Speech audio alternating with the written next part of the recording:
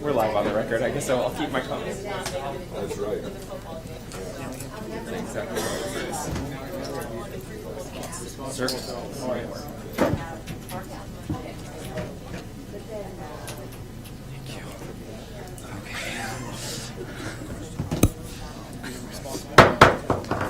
It is 7:01, Monday, October 1st, 2018. Regular council meeting for the City of Woodland. If I can get everyone to please silence your cell phones and stand for the Pledge of Allegiance. I pledge allegiance to the flag of the United States of America and to the republic for which it stands, one nation, under God, indivisible, with liberty and justice for all. Thank you, everybody. Mrs. Ripp, will you please take the roll?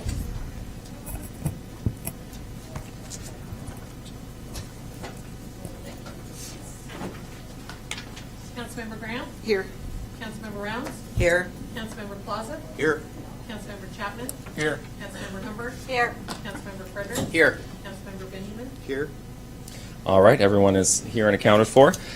We have actually two presentations this evening. First one, I'll be reading a proclamation, and the second one, I'll be calling former county commissioner and current city council member for Kelso, forward Mr. Mike Karnofsky, sorry, to speak about. I've got it right here. Stand by. Small. You sent it to me. It was beautiful. Where are you? Go ahead. What's the name of it? Small town. We'll call him forward. He can tell us. I've got it in my messages here, and I can't find it. Now I'm embarrassed. All right. Let me start with the proclamation first here. Did you, Mr. Karnofsky, did you need aid or anything like that? No. Okay. Chief Knorr, would you like to join me up front, please? Wish I had a fancy pen or something to give you, but. You want me to just pass that one back too? All right. Fire Prevention Week, October 7th through the 13th of 2018. Is that right? No. Yes, it is the, So I'm sorry, the 8th through the 15th, how did I get that? the 8th through the 15th. It's the 8th through the 15th. 8th through the First 15th. full week, Monday through, no, it's Sunday, I'm sorry. Sunday the 7th. Okay. Through Saturday the 15th. Okay, through the I have a 15th. calendar. All right. Whereas the City of Woodland, Washington is committed to ensuring the safety and security of all those living in and visiting Woodland, and whereas fire is a serious public safety concern both locally and nationally, and homes are the locations where people are at greatest risk from fire, and whereas home fires killed 2,735 people in the United States in 2016, according to the National Fire Protection Association, and the fire departments in the United States responded to 352,000 home fires. And whereas the majority of U.S. fire deaths, 4 out of 5, occur at home each year. And whereas the fire death rate per 1,000 home fires reported to U.S. fire departments was 10% higher in 2016 than in 1980. And whereas the Woodlands residents should identify places in their homes where fires can start and eliminate those hazards. And whereas working smoke alarms cut the risk of dying in reported home fires in half. And whereas Woodlands residents should install smoke alarms in every sleeping room, outside each separate sleeping area, and on every level of the home. And whereas Woodlands residents should listen for the sound of the smoke alarm, and when it sounds, respond by going outside immediately to the designated meeting place. And whereas Woodlands residents who have planned and practiced a home fire escape plan are more prepared and will therefore be more likely to survive a fire. And whereas the City of Woodland and Clark County Fire and Rescue's first responders are dedicated to reducing the occurrence of home fires and home fire injuries through prevention and protection education. And whereas Woodlands residents are responsive to public education measures and are able to take action to increase their safety from fire, especially in their homes.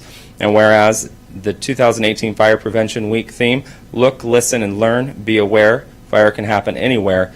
effectively serves to remind us that we need to take personal steps to increase our safety from fire. Now, therefore, I, Mayor William A. Finn, do hereby proclaim October 7th through the 13th, 2018, as Fire Prevention Week throughout the city. And I urge all the people of Woodland to be aware of their surroundings, look for available ways out in the event of a fire or other emergency. Respond when the smoke alarm sounds by exiting the building immediately, and to support the many public safety activities and efforts of Woodlands Fire and Emergency Services during Fire Prevention Week of 2018, dated this first day of October of 2018. Thank you very much. We appreciate all that you do, and I'm going to give this to you. Thanks for coming out tonight. Appreciate it.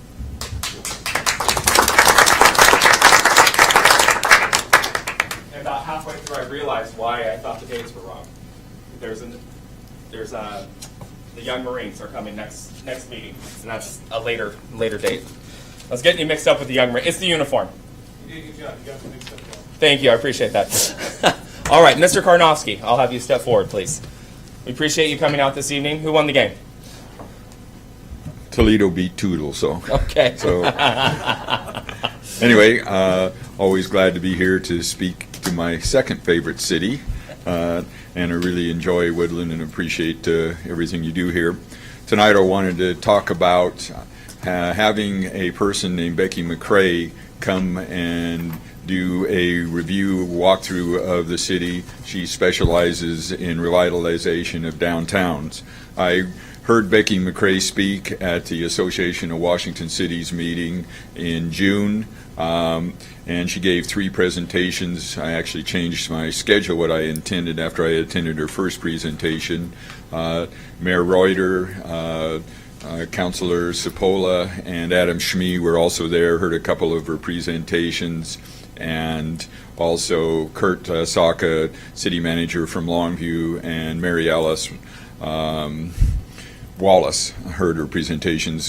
After we heard a couple of her presentations, we had dinner, and we wanted to bring her to Cowlitz County to take the time to go through each city in Cowlitz County, spend time there, spend time with the city leaders. What she does is she does a walk around of the city. She focuses on vacant lots, empty buildings, what many of us face in our downtown, and then she would work on suggestions on how to do this. She has a blog. Councilor Humbert has looked at her blog and spent some time reviewing that. I have talked to every other city in Cowlitz County. I have commitments to fund this. Her normal cost is $6,250 a day to come into a city. She has agreed to only charge us for 2 days and be here 4 days. It would be the first week of February. I've asked each city for a prorated cost depending on how much time she would spend in the city. Longview has committed to $4,000, and this is all with budget approval, as everybody have budgets. Kelso would do $2,000. I'm asking $2,000 from the city of Woodland based on the size of your downtown, somewhat similar to Kelso's municipal downtown, and then $1,000 from Castle Rock and Kalama. I've talked to the mayor of both cities, and also COG is interested in putting $1,000 in for spending time in Cathlamet. So it's a good opportunity to bring somebody who I was really impressed with. The city of Longview was impressed with it, as well as the city of Kalama, to bring somebody in to do a review of what you have in your downtown, to make some suggestions on what can be done in the downtown.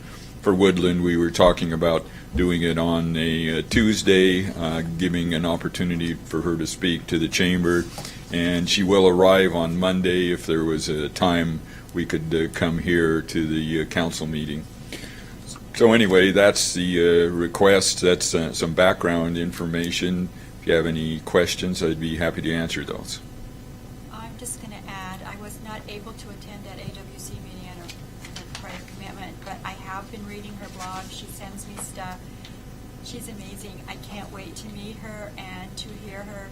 Some of the things that she's put out, I can see using right here in our own little city. They would work perfect place. So I'm excited about her coming. Any other questions?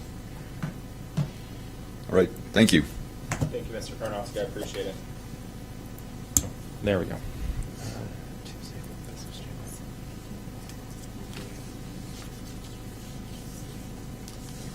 Okay. Right. I'll take that back on Wednesday and we'll discuss it and see what we can do. All right, we'll have an answer for you. Thank you. All right. Appreciate you rushing down here after your big game. Thank you for coming down. Yes. It's always great seeing you. In your second favorite city in Calhoun County. Just make sure I get that out there. All right, citizen communication for items not on the agenda. Miss Deborah Melton Cox, will you step forward? I'll watch you 5 minutes here. Please state your name and address. Deborah Melton Cox, 1854 Springwood Street, Woodland. A couple meetings ago, I had come up and asked some questions about why our water rates were so high. Our being Woodland's rates. I got a really rapid response. I really appreciate it. Mrs. Rip sent me a nice letter explaining to me why my water bill was so high. My concern is, I even checked with the city of Vancouver, and they only do a 2% increase per year, and their rates are quite a bit below ours. So I just want to know if someone can look at why our rates are so high. And we have a 7% increase a year. 7%. You have to admit that's a little unreasonable. People don't even get 7% raises. So I just want to know if somebody can look into that. At one time I had read, I think in like 2015 or something, you guys were going to look into the rates, and I don't know that ever happened. Thank you. I can answer. I can give you an update on that. We're currently going through that right now. Is it with water or sewer? Water. Both. We're waiting on sewer, though. Water is for this next coming year. We're doing Okay. a water rate study. Okay. And through the Department of Health. And then sewer, we have a RFP out right now to do a sewer rate study. Okay. So the reason why it has been going up, and we discussed it last year and we'll be discussing it again this year, that 7% is back in the day, and you might have, maybe Mr. Fredericks or Ms. Humberg were on council at that time, we weren't charging enough to keep up with our capital expenses. So there was a policy put in place to raise it 7% until we hit that benchmark of where we were sustaining the system. And that's why, but until we get those water rate studies back, we won't know if we need to stop that and go to the 2%, the 3%, whatever it may be. So that will answer a lot of Okay. those questions. This 2019 increase will be coming up for discussion during the budget process, though. Oh, okay. Okay, great. Thank you. Thank you. I can Oh, also yes, add Mr. Fredericks. A little bit to that is when I first got here in 2008, my understanding was that fund was, if the council did not take action, the fund would have been bankrupt within less than 6 months. And I'll leave it at that because I know there's varying opinions. I don't want to offer my opinion, but that's where we were at. And so we've come to here. I guess the question that I would ask is, did we provide and have we updated our sheet to show what our expense is based upon a certain amount of water by all the municipalities in Clark County and Cowlitz County? Has that been updated, and was that provided as well? We updated it, I believe, last year. Okay. Did that get provided to Ms. Melton Cox? Sure. Okay. Sure it has, or sure it will be? Sure I can. Okay. Thank you. Appreciate it. Yes. And I was just going to say, if you want to email it, email it to you, or I can mail it to you. Email it, okay. Let's talk offline. I don't think you want a bunch of people sending you stuff. If you get a chance before you leave tonight, you can leave. I will. Okay, thank you. All right. Thank you. Mrs. Darlene Johnson. Everybody buckle up. Here we go. Buckle up. Darlene Johnson, P.O. Box 1808, Woodland, Washington. I have a couple of items. First off, a lot of times when things happen in the city, I get emails from people and most of the time they're negative. Well, this time I got a very positive email, and it had to do with Travis and his working with Be Young, and it was just nice to get a very positive. meeting. Not that he was giving them everything they want, but they were able to work together and come to resolution on issues in a timely method. And it's been a long time since I've got emails where it's been that positive, and I thought everyone should know about that. So good job. Secondly, another good job is, I think you all know the Chamber had a huge debate with Jamie Herrera and Carolyn Long, and we probably had 300 people there. We overflowed from our meeting room, which has about 120, which we had we had at least 120 there, and then we had it piped into the bar and into the restaurant, and we had kind of two complaints on this, and that is that we didn't have a big enough place, which was obvious, and then our sound system wasn't as good as it could have been. And our sound system was being provided by the radio, which was really nice they did it, because the Oak Tree didn't have the ability to do that. And so it was kind of done at the last minute. The Oak Tree was outstanding in everything that they did. And the other thing that I wanted to compliment the city on is big guy over there and his two deputies. They just their presence was awesome. And the crowd actually could have been very unruly. It started being a little unruly, and between me yelling at them and the presence of the police, it went extremely well. I called both of the candidates to find out if they had any suggestions for improvements, and first off, both of them really liked the ability to come and to talk, and stop it. Anyway, the ability to come and talk, and in effect, Jamie said one of the reasons Jamie doesn't hold many town halls is because she's never been able to complete her thought, or when she's asked a question, she is usually over the audience doesn't let her respond, and she doesn't know why people don't take control of it like Woodland did. So she thought it was wonderful. Carolyn Long also thought it was wonderful. Not wonderful. She wasn't quite that Victoria on it, but she had a Appreciative. She had, I think, when she had a problem with some of the questions that were asked, and but that's going to happen regardless. And both her and Jamie had kind of a good idea that maybe we don't have as long at the beginning, not give them 10 minutes to start with, but give them 5 minutes and then let them close with 5 minutes, because neither candidate wanted to limit the number of questions. So they had a little problem with our timer being strict and stuff like that, but it went really well, and we never could have done it without the city's help.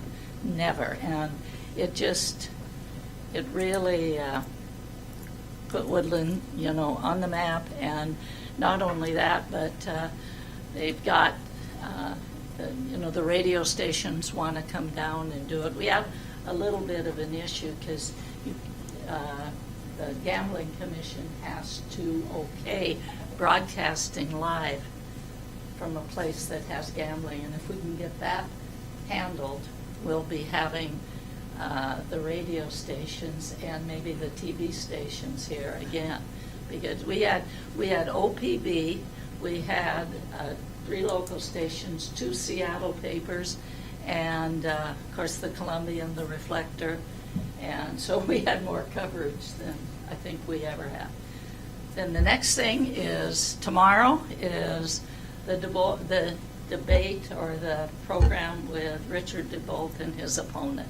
And of course you guys are all invited, and I don't know for the ones that made it, I've gotten so many compliments on it. Is that one going to be structured like the last one with no lunch and all of No. that as well? No, this is a No. little bit more relaxed. It'll be very much more relaxed. The only time we've ever done that was last time, and that's because we had heard that people were coming from way outside of the area. And and when I walked out, I got compliments from both sides on the program. So I felt pretty good about that because it was both sides, both candidates' people. So anyway, so this one will be just a regular debate. You have your lunch and the round tables and everything. We had one last week with the sheriffs, and it went, I thought, extremely well. And except at the beginning, I had to tell the radio station they couldn't broadcast, and that's not something I like to do. Yeah. So they're going to try to get it fixed up with the gambling commission. And then on the 16th, Ed Orcutt and his opponent will be there. So you can get away for lunch. And I'm real strict. It starts at 12 and we'll kick you out at 1. So. Maybe you should travel around with the candidates. Keep everything on track. Yeah.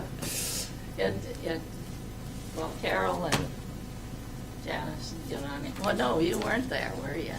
No, but I was listening to it. She was listening to it, yeah. And Well, we sure appreciate the chamber putting that on, and it does put Woodland on the map, but it also validates how far in the district we are from where maybe the candidates are. So we appreciate the chamber putting those on and allowing us an opportunity to participate as well. And then on October 17th, we're going to have a breakfast with the mayor, and everybody can come to that too. It's going to be at 7:30, but we don't know where yet. We got to figure out a place. My kitchen table. Let's just Okay. Come on. I'm kidding. Don't write that down. Thank you, Mrs. Johnson. Any questions? Questions? All right. Thanks. Thank you. We appreciate you being here tonight. Anyone else for items not on the agenda that failed to sign up at the beginning of the meeting? Now's your opportunity to step forward. All right, seeing no one. Moving on to citizen communication for items on the agenda. I have no one signed up. If you failed to do so at the beginning of the meeting, now's your opportunity to step forward. All right. We've come to the portion for agenda approval. Move to approve the agenda? Second. Moved by Councilmember Humberg, seconded by Councilmember Plaza. Will the clerk please take the vote?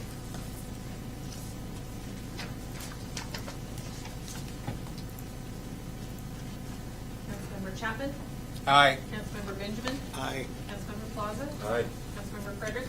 Aye. Councilmember Graham? Aye. Councilmember Hubbard? Aye. Councilmember Rounds? Aye. All right, the agenda's been approved. Moving on to reports of standing committees. Public Works. Okay, we had our meeting today at 5 o'clock, and we are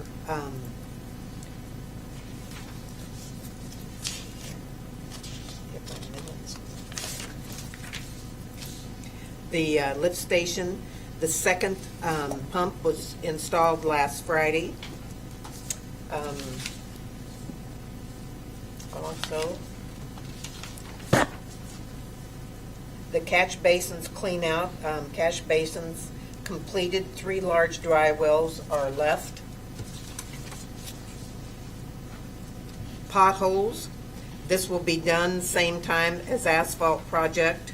Curb painting continues on throughout the town, weather permitting, painted yellow curb on Park Street and Police Department and on Mitchell Avenue per Henry Pratt Company with driveway and parking concerns.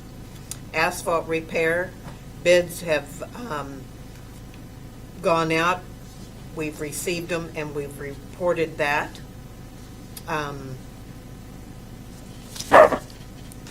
Also, Hoffman Park, 2 of the 3 parks have been completed with new border and chips. We will work on the last with ADA accessibility and completed by the month ending. And Make a Difference Day is coming up. It is October the 27th, They will meet at 8 a.m. at the Commons, which is across the street from the library. And it goes from 8 until 1. They'll have something for breakfast, and then they'll end up at Burgerville for lunch. And if anybody's got any questions, or if anybody has any projects they want to, elderly people that they want to see done, they can call Kathy at the city at 360-225-7999. And then our next meeting will be November the 5th at 5:30, or 5, 1, 2, we're not sure yet, so. All right. 5 or thank you. 5:30. Questions for Councilmember Rounds on Public Works? All right. Public Safety. We met on Monday, September 17th at 4:30. Chief Noor was there, provided a handout to the committee members and discussed the timeline for the potential fire district annexation with the recommendation to have the annexation placed on the November 2019 ballot. The Public Safety Committee recommends that moving forward with the annexation with a council workshop to educate the other council members. I think there was a lot of good information provided there. The Public Safety Committee also recommended mandatory public forums to educate our voters. Chief Jackson discussed the challenges with the public fireworks displays and the potential consequence of working outside of the city's insurance policy. The Public Safety Committee recommended no change to the existing insurance policy, and any pyrotechnician requesting or performing a fireworks display should operate within the city's insurance policy. Chief Kelly informed the committee there is an applicant who has successfully completed the psychological examination and has scheduled the applicant for a physical exam. If the applicant is successful with the physical examination, he intends to hire the applicant on October 1st. Did that happen? Started today. Awesome. Kelly also discussed the upcoming board interviews of lateral and advanced entry applications in the next week. Mobile radio purchases were authorized by Mayor Finn. Chief Kelly explained the necessity of purchasing the digital mobile radios for the department. He informed the committee of their recommendation from the Mayor Finn to move forward to purchase and the installation of the radios in anticipation of the switch from countywide to countywide digital system. Public Safety Committee recommended moving forward with the purchase and installation of the radios. Also recommended moving forward with the request to the Finance Committee for approval. And that was it. Meeting adjourned at 5:21, and our next meeting is, I don't know when it is. October 15th. I have 2 questions. Questions? Mr. Fredericks. So the radios are going to the Finance Committee, then to full council, is that? Correct. Okay, and then do we have any current fireworks shows that run outside of the city's insurance policy currently? Planners Day would be the one that comes to my mind. Yeah, Planners Day I think would be the only one, and I'm not sure, they didn't purposely do it, I don't believe. We just need to make sure that they understand what the parameters of the insurance policy are. So does that prevent us from having a Planners Day No. fireworks show going forward? It does not, okay. Thank you. You're welcome. Anybody else? Any questions for Ms. Humbert? Thank you. All right. Thank you, Ms. Humbert. Human Resources. Since I was not at the meeting, Mr. Fredericks is going to report. Yes, we met on Monday, September 17th. It's been 2 weeks already, I guess. We reviewed employment status updates, updated on the police officer recruitment, which we just heard tonight that they started today. Yes, sir. Excellent. Update on the WPOA union negotiations, and update on the Teamsters negotiations as well. Salary policy. So items that we have currently coming up are currently pending in the committee. The salary policy for exempt employees, and then we're salary study with an update to 2018 with the total cost of compensation report. Personnel policy, we're looking for a list for next amendments that will need to be created. Initiative 1433, the sick leave and state minimum wage, that is currently waiting for the employment attorney's legal review. And the State Paid Family Leave Act, which is also waiting for the for legal review. And Senate Bill 5173, the policy for 2 unpaid religious holidays per year, is also waiting for current legal review. And our next meeting is scheduled for October 15th at 5:30 at the council chambers conference room. Questions for Mr. Fredericks? All right, thank you, Mr. Fredericks. And Finance Committee will be next meeting. All right, reports of officers. Mr. Boyce is out this evening, so I'll be taking over his as well. First of all, at the top of your list there, you've got the 2019 preliminary budget. We were anticipating getting that to you this evening, so you could have time to review that. Mrs. Ripp, is the calendar that's on here will need to be updated, okay. So disregard some of the dates that are on here, and we'll get you. October 8th was scratched. October 8th is scratched. And we're adding the 29th. Okay. So, and then the 29th, and then the other. No meeting on October 8th. But we are adding one on the 29th. Yes. Okay. 1029, Mary. Correct.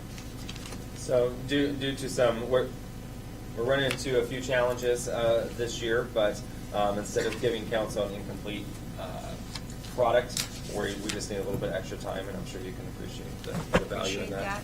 Making sure that you get a finished product that's quality. So we apologize for not getting it to you now, but you will be getting it soon. And Mr. Boyce and I did talk about this. I want to say next week. I think, I can't remember. Don't quote me on that. I want to say the 11th comes to mind. Does that sound about right? You'll get it on the 11th in your packet, I guess. And then we'll have some hard copies here for at the office. We'll figure that out. We'll get a message out to you. All right. Chamber report. Who would like to take that? I know Mrs. Johnson was just here, did a great job with that, but is there anything that she missed that anyone wants to? I think Janice has. Mrs. Graham. I did just make some notes come for the chamber. The chamber is getting ready for nominations and election for our new board members, and just a little bit ago I heard from Ms. Rounds that that was taken care of today in a meeting that I missed. So we have our we will have 2 new members for 2 years, and one that will be filling out a 3rd-year term for a little over a year. And we also have gotten somebody to step up to take our 2nd vice president position, which is Denise from American Paper Converting, so we are very happy to hear that. And as Darlene mentioned, Chamber's been busy with the legislative candidates. Jamie Herrera Butler, Carolyn Long. We had Mark Nelson and Brad Thurman running for county sheriff. And tomorrow we have Richard DeBolt and John Thompson. And on the 16th, it will be Ed Orcutt and Brennan Bailey. And we have had several after hours and coming up, and we had a nice after hours last week at American Paper Converting. And if anybody ever gets a chance to understand about making bathroom tissues and paper towels, it's a very interesting concept of what they go to and staying green. So it was quite interesting. It had been a number of years since I've been through that. I was here when they first opened up, and now they have been, 15 years, I believe, and are looking at adding to another building to their complex. So we got a great little business going there. On October the 11th, there will be an after hours at the new port office on Guild Road. And in November, and the date, I do not have that. I don't know if it's established yet or not, but we have a new coffee shop, and it's called Crow Moon and Pearl and Branch, which is a little gift store altogether, and they're down at Belmont Loop. And then our big installation banquet in January 2019 at the Eastman Lodge. Do you have the date for that yet, Mrs. Graham? I believe it's whatever the 3rd Saturday is in Okay. January. Right, in January. Okay. I believe Yeah, I it meant is, to look up the date, but that didn't happen. but I think it's the third Saturday in January. Questions for Mrs. Graham? All right, thank you, Mrs. Graham. Let's see here. Community events that are coming up on the 3rd. We've got our employee recognition event here in the council chambers at noon. That's an opportunity for us to show some appreciation to staff and to the employees that are out there working hard every day and taking care of our city. I encourage council to attend if you can. That has changed. The 9th, Pacific Core Public Meeting, Lewis River during high runoff conditions, and I believe that's happening here in the council chambers, correct? I'm told that is a great meeting to go to. If you haven't gone, please attend. Valuable information is given, and then there are some folks that attend that every year as well, and they get value even though they've come before. On the 13th, brunch at 9 a.m. or between 9 and 1 at the VFW. And 10:22, City Council special meeting and workshop for the budget will be happening. Public hearing on the 5th of November for property tax levy at 7 p.m. here in the council chambers. That's a regular meeting. On the 12th, Veterans Day holiday will be observed and the offices will be closed. Make sure you mark your calendar. What day of the week is that? Is that Tuesday? Tuesday. Tuesday. Okay. Monday. And that's a Monday? Is that Monday? Should be Monday. Veterans Day falls on a Sunday. Sunday. So we're doing a Monday. Okay, so that's on a Monday. There will be a ceremony downtown as well, but I'm not sure what time. Okay. We'll get that for the next meeting. November 13th, council special meeting and workshop regarding the budget. And also on the 19th, we'll be having a public hearing for the final budget first reading. And hopefully we can stay on track this year. Mr. Boyce and the rest of the exec staff have been working very hard on the budget. To get it to you, we've changed it up a little bit this year per some council's requests in more of a summary form. So it's just taken us a little bit to get there. So again, I appreciate your patience. We want to make sure we give you a good product. A few items of note for your calendars, and I know it's still a little ways out, but City Action Days in Olympia with AWC will be happening on the February 13th and 14th. And then also Gold Leaf Dinner on the 20th. Did you say that already? Oh, no. On the- It'd be the 20th of October. This month. And I believe council got your invitations this evening. Is there somewhere that folks that are listening can purchase those tickets online or? Columbia Bank. Columbia Bank. Okay. Go hit up Joyce Sneed at Columbia Bank. Yes. If you'd like to attend on the 20th, it's a wonderful event. I hear the host this year is going to do a wonderful job. That would be me. I encourage everyone to go. There's two items on your agenda this evening. One is the fireworks ordinance, which is action item D, and then also the workshop this evening that Mr. Goddard will be having a discussion with council and some back and forth there on the comp plan and public participation plan. As far as the fireworks ordinance, and Mr. Fredericks, you brought up the insurance because that was during our conversations internally, that was my concern as well. But we have been in contact with the Planters Days folks to let them know that things are changing a little bit, but we can't really go against insurance when they come to us and say it has to be at this threshold. So I hope that they understand, and hopefully we can work with them on that. But it's like taking advice from the attorney and then saying, thanks a lot, but I'm going to do it. I'm going to do it my own way anyway.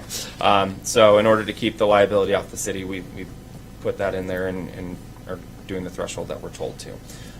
So we're protecting ourselves and our citizens for that. Also on that, I know that there's been some concerns that have been raised that we should limit fireworks to 4th of July only. And I see Chief Knorr in the back, and I know that after my conversations with Chief Jackson, we prefer no fireworks at all due to the nature of your work. But I do appreciate the hard work from the safety committee that in working with Clark County Fire and Rescue on the fireworks ordinance.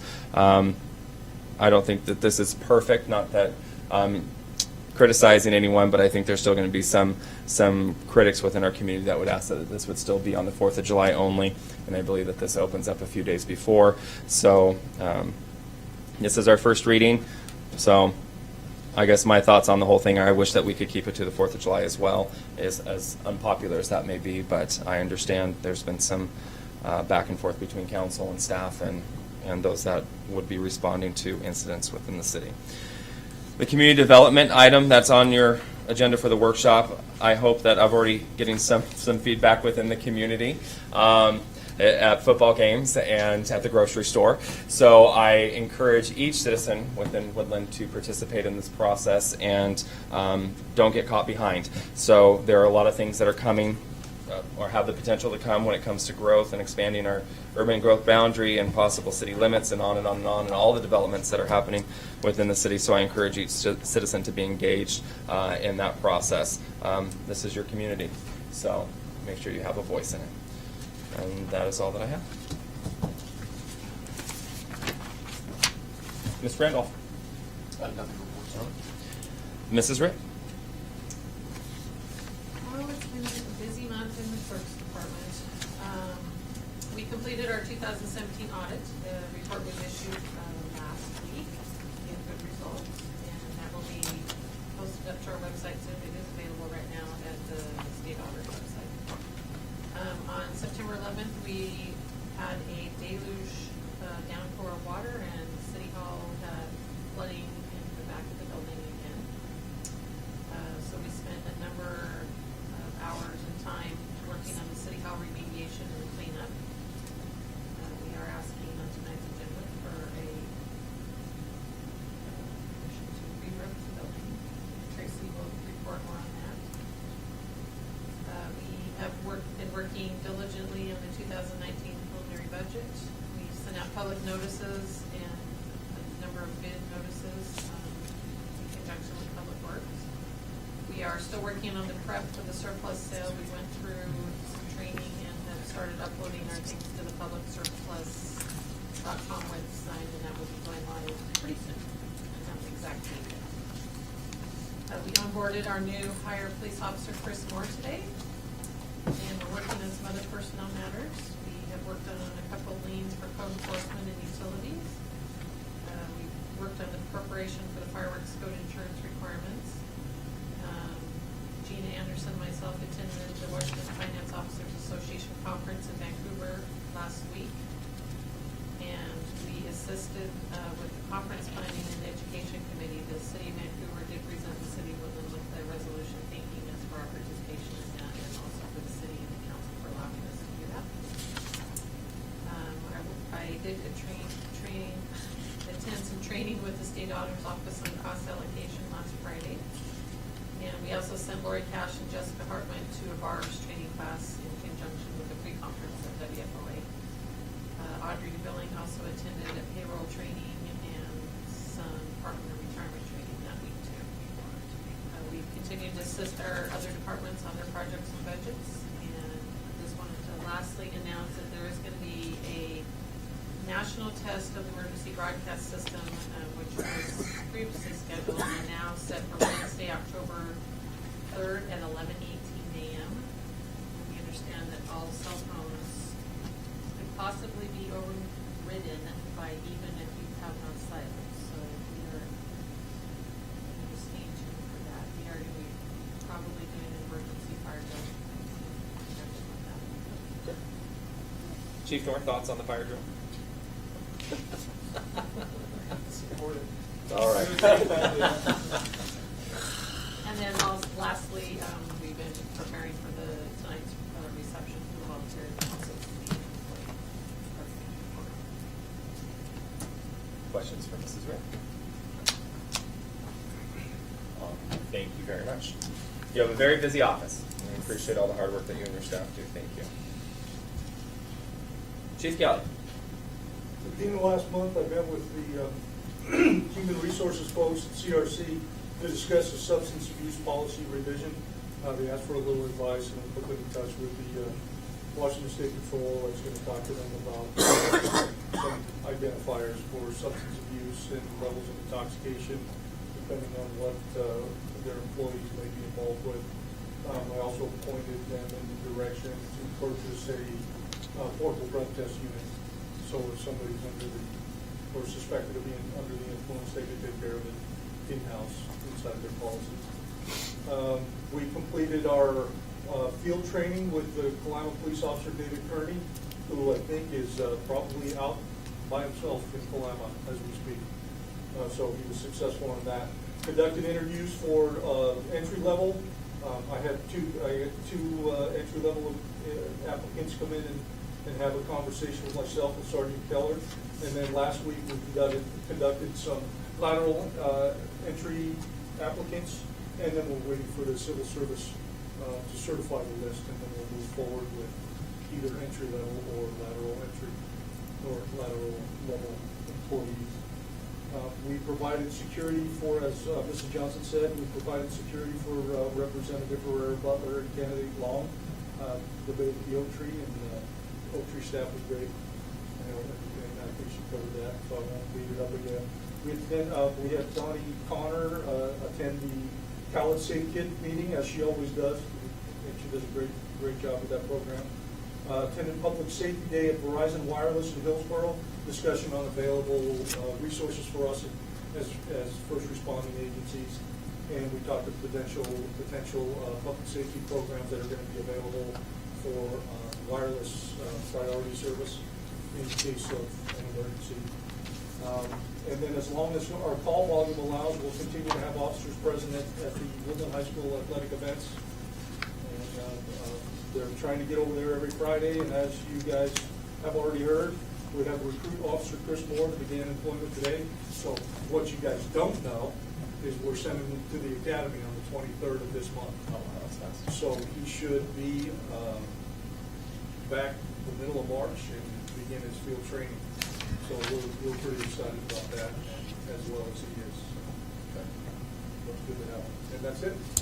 Questions for Chief Kelly? Thank you, sir, for all that you do and your troops out there on the road. I'm very excited for the new hire and excited to meet him face to face as well. So hopefully we can catch that before he leaves at the end of the month. Wednesday. Wednesday. According to the department head meetings on Wednesday. Perfect. That would be great.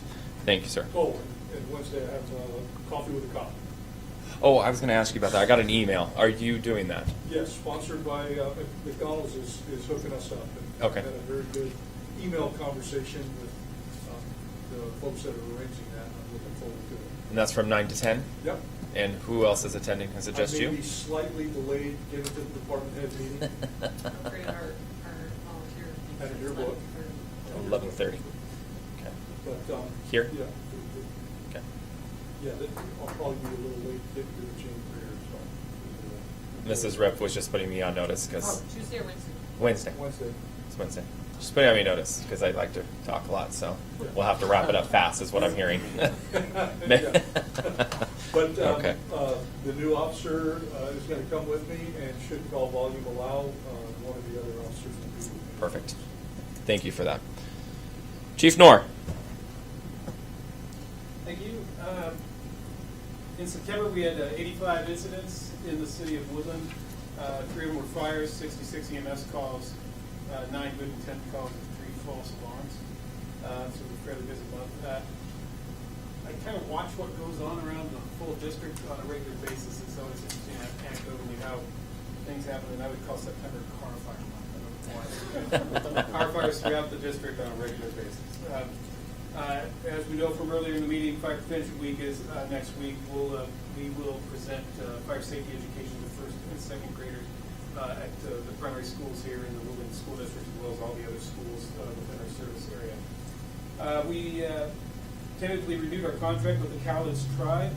They increased it to a 10-year contract based on an assumed rate of $1.50 a thousand, and they increased the rate to us 9% this year over last year. It's been a good partnership with them. We look forward to continuing to work with them. The Cowlitz Tribe sought a federal grant and received a grant for $650,000 for a new fire engine that they'll be giving to the district. And that really helps everybody in the district because when we have newer apparatus, their reliability is better. And so we'll, based on that, my initial plan is to place it at the station closest to them in response. And the engine there is our next newest engine, actually. It is the newest engine now until the center station will be repurposed to another station in the district, and will surplus one of our oldest rigs with them. We're going to submit for, one more time, to try for a federal assistant firefighter grant to get brand new breathing apparatus. We've tried 3 times. Our breathing apparatus become obsolete around April and May of next year. Without that, we'll have to purchase our own. That's about a $500,000 if we don't get a federal grant for that. But we believe some of our other neighboring districts, District 3 received a grant, as have some other departments in Washington. So we're looking at their wording and hoping to be successful there. Burn bans, recreational burn ban was lifted about a week ago. The agricultural burn ban was lifted today. So if you see a lot of smoke in the area, people have been waiting with the rains and all to start burning their piles out there, and so you're going to be seeing those out there. With the lifting of the burn ban, CCFR is going to work with Calhoun County Fire District 1 to do some training burns at the old Lakeside Motel. So we've got to follow the rules out there also, so we can't burn during the burn ban month. So now we'll set up some training fires there. We'll let you know what they're going to be, and if anybody wants to stop by to see some of the things we have going on there.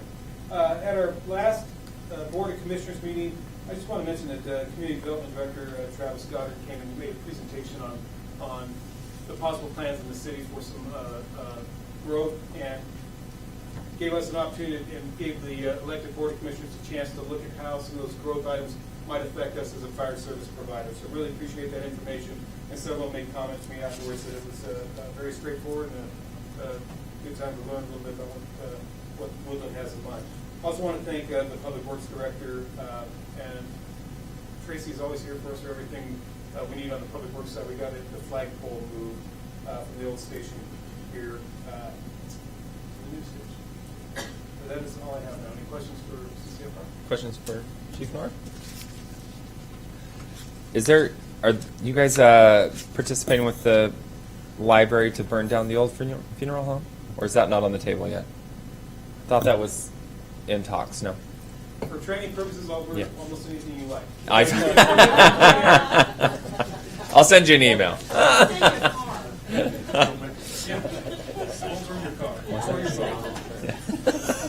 Thank you, Chief Norr. I appreciate, and I know that I give you both of you a hard time, but it's nice to see both the fire and the police at the sporting events, and I go to a lot of them, so it's nice to see them there representing the city of Woodland. So I made it the policy in the district, and I have all the on-duty crews go out to the sporting events, especially Friday night football games. Mm-hmm. If there's another incident in their response area, they will leave to go to the other incident. It's good to be in the community, to be seen, to answer any questions people have, but also to be right there. People are banging heads pretty hard right there. Yeah. If there's an injury, we're right there on scene to help out. So if you see our rigs there, they're not recreating. I mean, they're enjoying the game and they're enjoying interacting with the public, but they're there watching out for the kids. thank you, sir. Mr. Goddard. Thank you.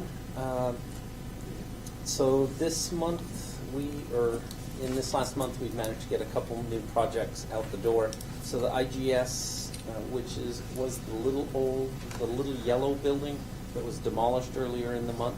So they've got their site plan approval. They'll be doing an addition. They're just working on some redesign of their building so that it meets design standards. That was approved. This week, I'm hoping to get the Bond 3rd Street Live Work projects done, and also the Belmont Loop office building, Sam Nigro's property. So he's got a little building in, and hopefully we'll be able to get the Belmont Loop storage out in the next week or two. So those are the 3 big projects that are weighing on us right now. We also received 2 new pre-application conferences. So just as soon as I thought we were done winding down for the season so I could work on the comp plan stuff, looks like we've got some new stuff coming through the door. So that's a good sign, because what it means is that we should have a busy year all year rather than just a peak season. So in addition to that, I've gone out, as the chief mentioned, so I've made 6 preliminary presentations on our public participation plan, which is what's on your work session for later on today. And so far I've made that presentation to 51 people by my count, but there may be more that are out there that have seen it either on Facebook or recorded. So hopefully we're getting the word out. In the next 2 weeks, we'll also be going to Planning Commission, again, will probably be having a work session on the 18th. And then also Clark County Planning and Clark County, or I'm sorry, not Clark County Fire and Rescue. The Cowlitz County Fire District Number 1. I'll be making a presentation to them on the 9th, I believe it is. And so talking to them about our potential growth scenarios that we'll be discussing tonight. So right now, so that's the 12th one that I have scheduled in the next couple weeks. So we'll be getting the word out, and that's kind of what we've been focusing on the last month. Oh, we've also, Janice has also been doing a great job revising all of our handouts. So we've got about 70% of our handouts revised, brought up to date, and more accurate information and references in them. So she's been doing a great job. Questions for Mr. Goddard? Well, I'll ask the first one because there was some. The little yellow building, what is the location? The first one that you spoke of, that's been IGS? IGS, that's been demolished? IGS. Where is that? Where is that? It's on Atlantic. It's next to Lama Glass. Oh, okay. So I believe it used to be a tackle store. Yeah, I think Oh, so. okay. And then- Okay, I didn't know it was demolished. Maybe I So that I'll was- pay attention All right. next time I drive by. Questions for Mr. Goddard? I don't think we've had, I just don't recall when we've done comprehensive plan public participation, I do not recall ever having the community develop, and maybe I just wasn't aware of it, but the number of presentations that have been completed to different groups, that is a great start, because I can tell you the concern that a lot of times folks are not involved in that process, and it's something that they should be involved in. And so I appreciate you starting that process. And I just want to ditto that. That's amazing and much appreciated. Thank you. Part of it is a workload issue, and that is I'm telling everybody that I'm going to do the work. That way I have to do the work. Otherwise, I'll be totally over the barrel. So I'm committed now. Well, and obviously you're reaching more than 51 people when folks that I know are not a part of those meetings are catching me at the grocery store when I'm trying to buy milk. And we're having a nice conversation and at the sporting events. So thank you for all that you do. I appreciate it. It's a big undertaking. Seeing no other departments, moving on. That's good. Sorry, Miss Coleman. I'm kidding. I'm kidding. Public Works, Miss Coleman. I do the same thing at the Wednesday meetings as well. Okay, well done. So the mixed zone study for the wastewater treatment plant is in process right now. We hired a contractor, and we are expecting our initial review, our initial draft to be returned to us by December, and that'll be reviewed by engineering and then go to the Department of Ecology, which is wonderful. We've needed it since 2017, so that's great news. The water treatment improvements, electrical improvements, and HVAC proposals are due back on October 4th. So we're looking forward to getting those on Thursday to start improvements at our water treatment plant. The asphalt award, which Mrs. Rounds has spoke of, what has been awarded, and we are going to start next week on making our asphalt repairs throughout the city. The catch basins that we awarded for repairs will happen this month as well. So we have 3 catch basins within the city that need repair. They're in dire straits of repair. We're going to be repairing those this month. We have our our water treatment plant lagoon cleaning is going to happen this month. So we have the contract awarded for that. The City Hall roof is on the agenda, and I'll just talk briefly about that. There were 3, we set out a request for bids. We received 3 proposals back. Out of those proposals, we didn't quite have apples to apples, so I asked for some clarification, which you'll see that are attached in your council packets. And so I asked for an outline of that. I figured an average price of what I thought that roof should be repaired at. So I'm asking for approval on that. I did not give you the values of the proposals because we haven't awarded it yet, so we can't make that public information. But I did give you the value of what I think that we'll be able to do a contract moving forward for, and gave you the outline of what the roofing materials would be and try to bring those in perspective to make them both all the same, all three the same. So I'm asking for approval of that tonight so we can proceed with the roofing contract, hoping that I can get the contract in under the asking price that I submitted for council tonight. The hydrant flow testing, which we haven't done for 3 years, will be happening in November. The Scott Avenue water crossing application, I could not remember if I reported this to council because it was done last month. Just in case I haven't, we submitted that application to Burlington Northern Railroad to increase the casing size for our carrier water line from a 4-inch to a 16-inch. Let's see, I told you about the mixed zone study. Our internship position has come to an end, but I have asked the intern to stay with us 1 day a week for the next couple months to follow up on closing up some loose items that I think we need to clean up at our office. So I've asked him to stay around 1 day a week. And I know you guys all saw his presentation this last month. The Exit 21 study, we have $600,000 from the CW COG to spend, and I put together an outline of time frame as far as what we can do with that $600,000 to study Exit 21, and I'm working with the COG and WashDOT to determine how do we get the community involved to decide what the community wants to do at Exit 21. So I put together an outline of the time frame that goes between now and mid next year, what we're going to go out for a proposal for, and they sent me an email tonight and said that they'd like to meet with me. They have a few more items that they would like to add to make sure that we get community feedback, do monkey surveys and mailings, etc., to get the feedback from the community so we know what design to move forward with, some design options. So that I'm working on. Let's see. Sorry. Turn the page here. Who's tallying up that survey? Who will be tallying that? It'll be a consulting company. Okay, just checking. Yes. Okay. Thank you. I can do it. No, it's. Yeah. Want to make sure we're not going to get bamboozled here. No, a Yeah. consulting company that we're going out for. I'm just asking for their feedback as far as what they'd like to see. So. Okay, thank you. We actually, if you guys have seen in town, first time in 12 years, we've actually done some repairs on some roads.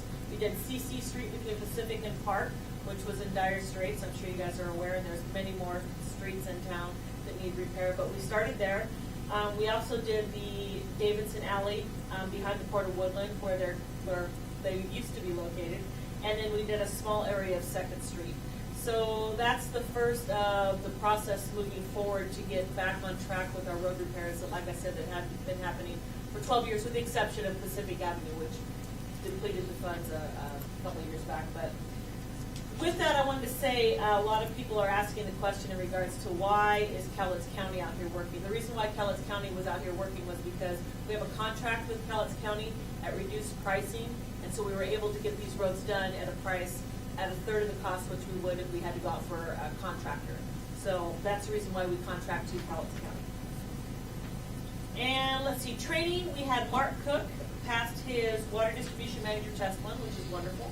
And then myself and another employee will be going to confined space, which will wrap up some of the OSHA requirements that we had outstanding from last year.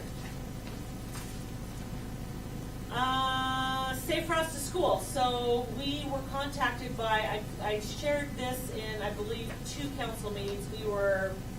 We didn't make the 3rd round. We were contacted by Washington State Department of Transportation, and they have contacted us to tell me that we are kind of heading to the 3rd round on one phase, and that's for the sidewalks that are going from the intermediate school to Gary. No. What's the midpoint? Gun Club? Gun Club. Thank you very much, Mayor. To Gun Club. And so, really excited about that. We're going to be meeting with WashDOT out on October 19th to walk the project. So that is, I'm really excited for sidewalks. What day is that? The Louisville 19th? Road. October 19th. I would love for anybody who wants to walk that to come out. Join us. It's at 9 a.m. 8 or 9 a.m. I'll let you know. On Wednesday. And then the flagpole on the front of City Hall, that I've contacted the engineer, and I'm hoping to hear back from him because I still have that deadline goal of having the flagpole and the state flag up on City Hall by the end of the month. all I got. Questions for Ms. Coleman? Less than 5 minutes. Nope. No, that was like 10. The sidewalk going from Gun Club to the intermediate, both sides or one side? One side. One side. That's a, that would be a huge deal.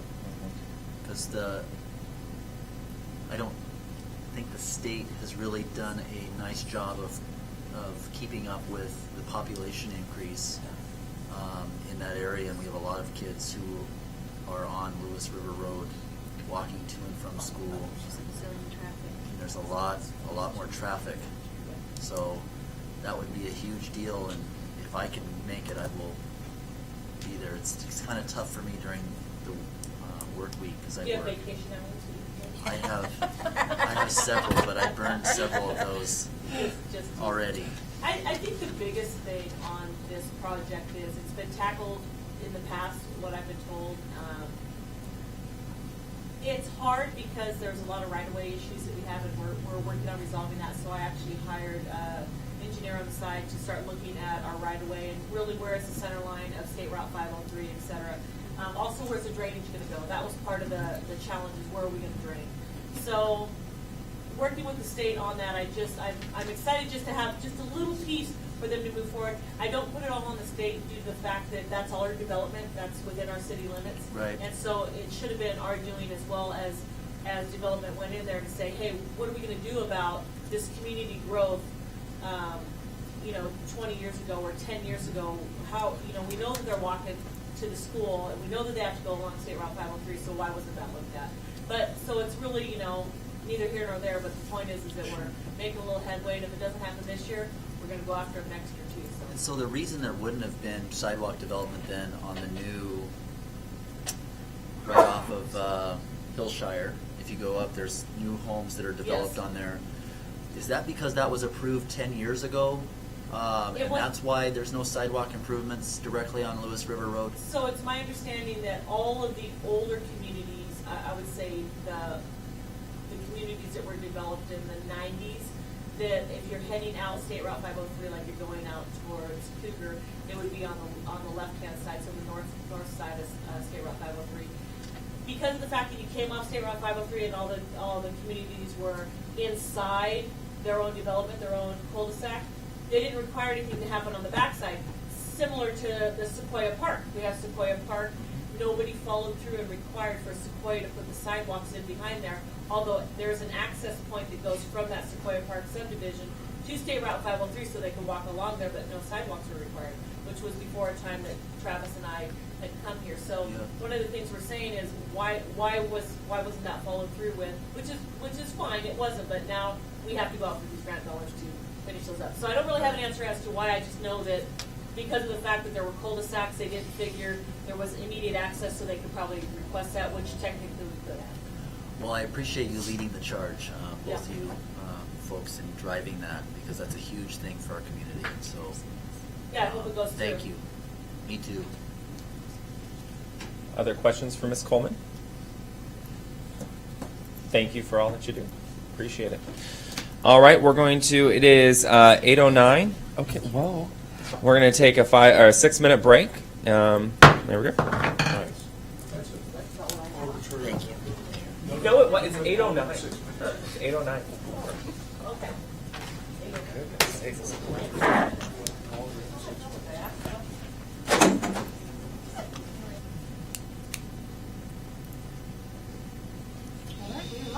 Thank you, Mrs. Ripp.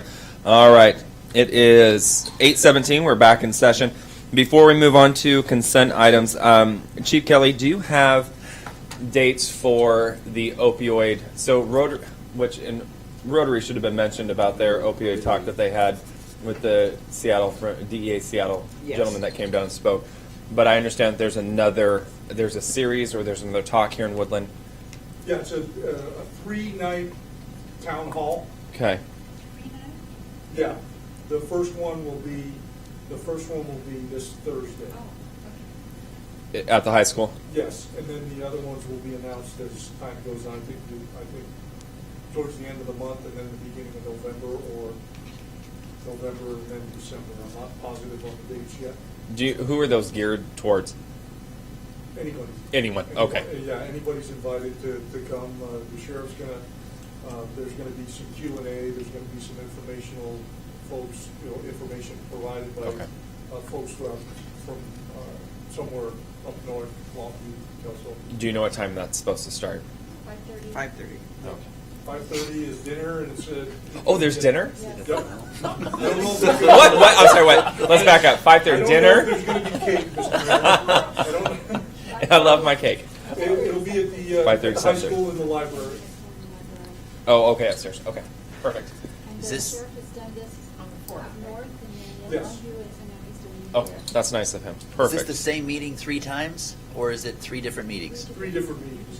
Okay. Part of a series that the sheriff has done those in the north end of the county, the middle of the county, and now it's our turn. Okay. So it's a series of 3, but each evening is a different topic related to the Yes. crisis, I'm assuming. Yes. Okay, gotcha. Perfect. Thank you, Chief.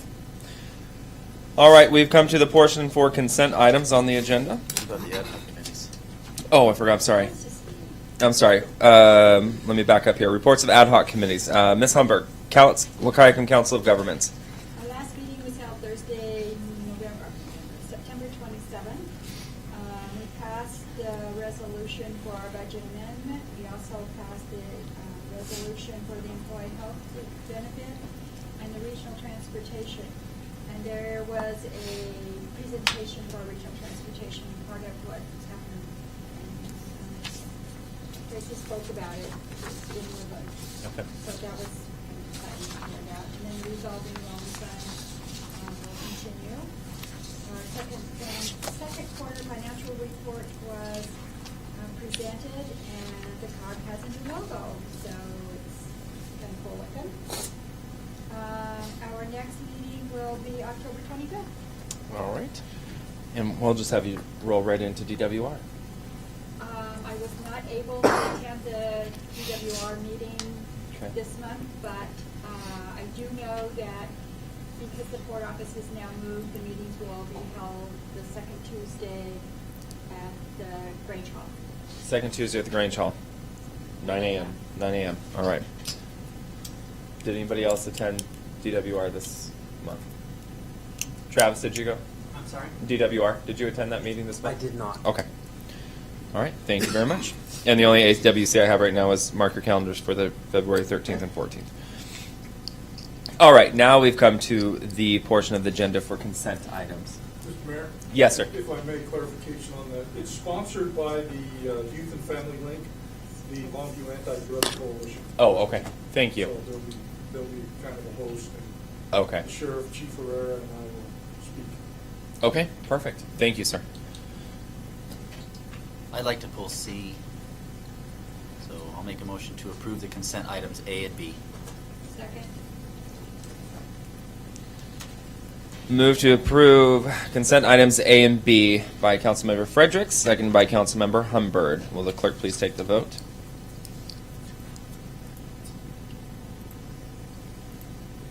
Councilmember Benjamin? Aye. Councilmember Hubbard? Aye. Councilmember Chapman? Aye. Councilmember Fredericks? Aye. Councilmember Graham? Aye. Councilmember Brown? Aye. Councilmember Plaza? Aye. Consent items A and B have passed. Moving on to consent item C, authorized bid award for City Hall re-roof.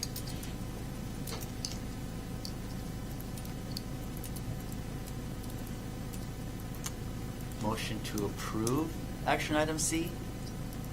I'll second it. No? Okay. You're good. Just- Moved by Councilmember Fredericks, seconded by Councilmember Rounds. Councilmember Fredericks. Is this an emergency? I would consider it an emergency for the reason that if we have another flooding, which we've already had, how many, 2 or 3? That's the city, oh, 3 or 4. Okay, maybe 3 or 4, maybe 5. So, because I haven't been here at all of the floodings, but I've been here for 2, that we would not have our insurance be able to cover us in the future. So there's a chance of doing that. A Okay. pretty good chance of doing that. So what has me kind of perplexed here is there is no, it says we're going to spend the money out of the city's savings fund, which is fine if this were an emergency. So it would be nice if it said you're authorizing an emergency replacement. That would have been helpful. And then second, I'm looking at the bids that were attached, and they don't make any sense to me. And typically we actually award a bid, and we say, this is who we're going with, and staff makes a recommendation on who we're going with. And this time what's being asked of council is, we just want you to approve it. We'll pick who we want based upon the three. So can you tell me a little bit about that? Normally that choice is based upon a recommendation, Yes. and this body determines that. Yes. The reasoning behind that is because of the urgency of it, the meeting of council, which is only twice a month, the timing of the weather, as far as we have a short window of opportunity to start on that roof. Also, the fact that we have had some short staff at Public Works that I haven't had the full time to review to give you my professional opinion as to which roofer we should take. So what I wanted to include was all the feedback that I received from the roofing contractors as to how to compare the apples to apples. So you guys had the opportunity to read that. But at the same time, I can't include the dollar values because we haven't approved anybody yet, and I'm not recommending that we award it to any one individual, so I can't make that public knowledge. So time is of the essence, timing of the year. If it was in the summer, I wouldn't really care. I'd take the time to fully review it and say, this is who I recommend based on my review, and here's what I saw. But because of the fact that we're limited time, I need to get it awarded, I need to review it, we're gonna have another council meeting in 2 weeks, and it's gonna take a week after that, and we're getting into the rainy season.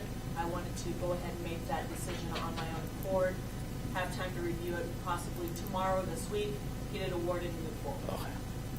The only concern with that is if something goes bad with this deal, it's on staff instead of council. Council is approving it with the understanding that but ultimately we'll be held responsible if something bad goes on with this contractor. And this contractor is also complying with all of the city's. All three contractors that have bid it are in compliance, they have business license, and have done work for the city in the past. Okay. And Mr. Randolph, you find that the process that we're taking here is fine? With an emergency procedure, the rules are different in terms of procurement because you have to have speed of action. In terms of meeting that criteria, it seems like you have a problem, you have insurance at risk, you have an issue again, but I haven't said it exactly. I will double check, and I will get back to Pete and let him know. Oh, but by then it would be too late if we've already approved it, correct? Sure, well, what you can always do is you can always approve it subject to council's review, and I can probably do that tomorrow. So I guess I would amend this, to make it an emergency repair, add that language, and I would also, pending legal review of the process. Motion on the floor to amend the original motion to add emergency repair and legal review. I'll second that. Moved by Councilmember Frederick, seconded by Councilmember Rounds. Councilmember Fredericks. I have no discussion. Councilmember Rounds. No discussion. Further discussion on the amendment. Will the clerk please take the vote on the authorized bid award for City Hall emergency re-roof per legal review? Councilmember Chapman? Aye. Councilmember Frederick? Aye. Councilmember Plaza? Aye. Councilmember Graham? Aye. Councilmember Benjamin? Aye. Councilmember Hubbard? Aye. Councilmember Rounds? Aye.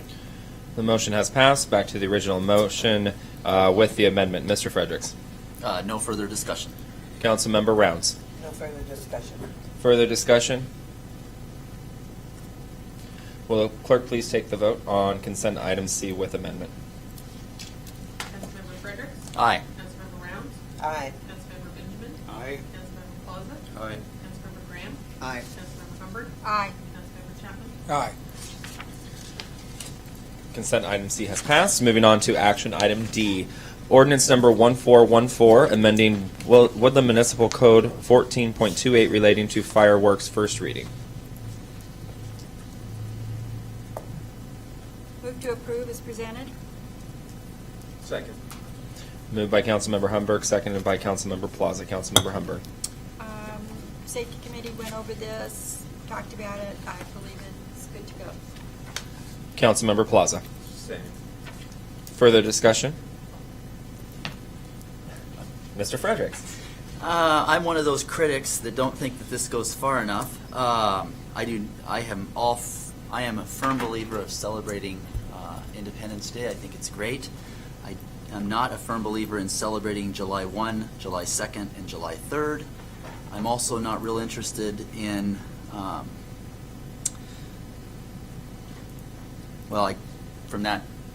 not interested in how long it is, and I appreciate that it's been moved back. I just don't like the discharge period. I think it's too long, because there are folks that are trying to work during the week. I'm one of them, and when it's June 29th at 11:30, and I need a lot of beauty sleep, trust me. I cannot go without it. And so I just do not think it's appropriate. I've had some folks say that this discharge period is too long.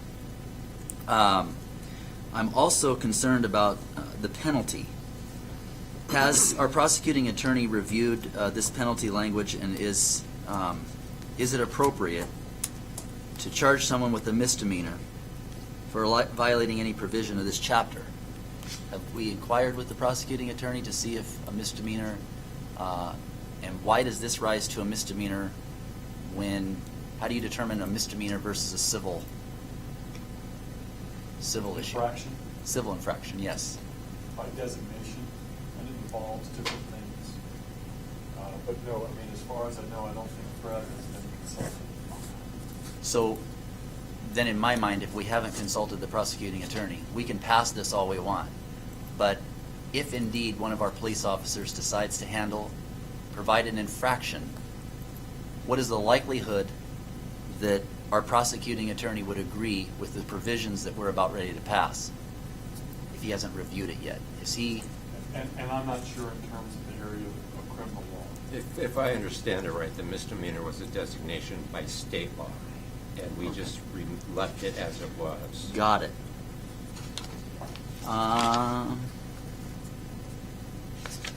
That's it. I'll be voting no. Thank you. Further discussion? I just got something real quick. Mr. Plaza. Okay. I am going to have to disagree with Mr. Fredericks a little bit on this. As far as the discharge times and dates, we already restricted it a little bit from what it was.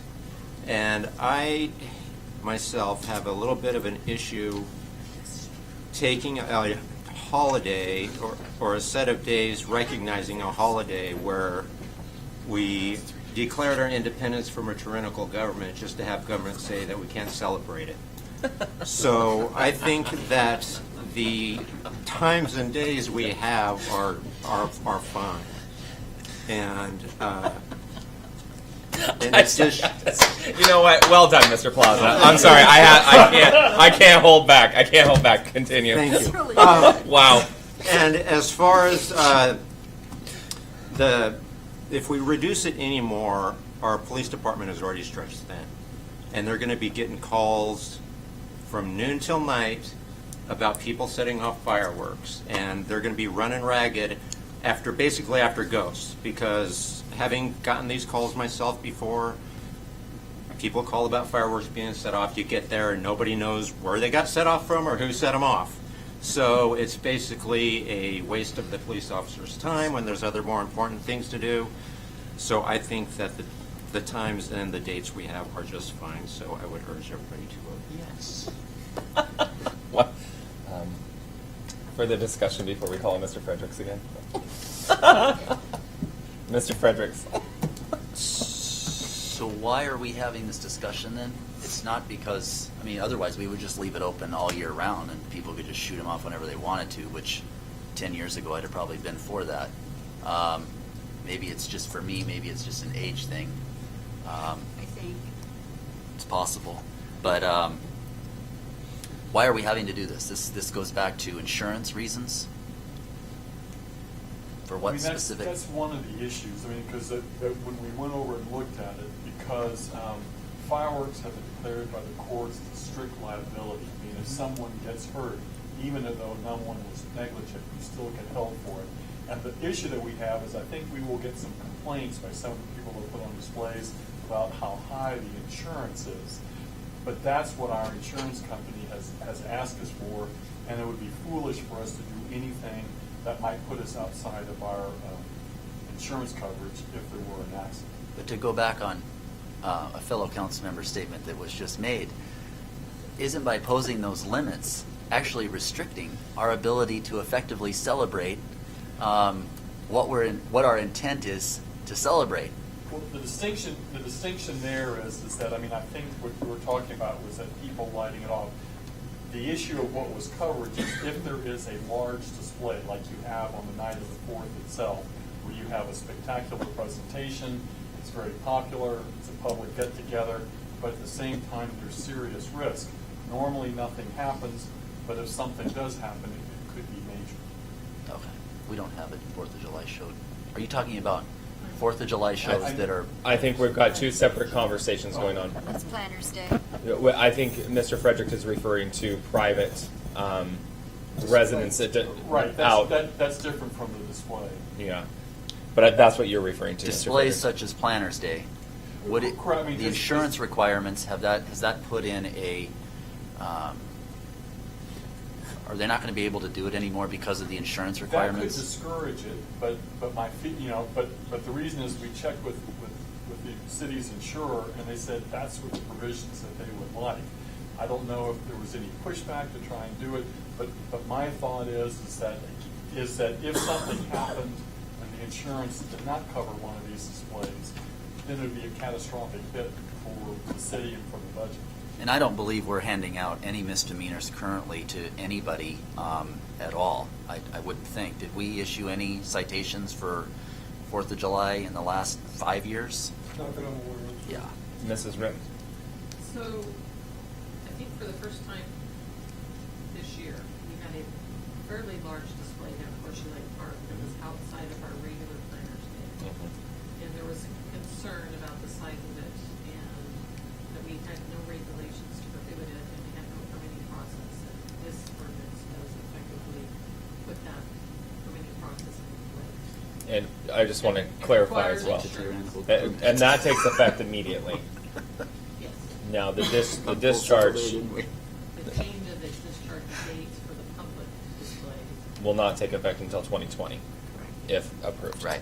But the public display ones, that was the real issue, and that will be taken care of once approved, immediately.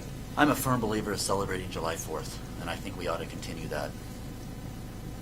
I'm not a firm believer of celebrating July 1st.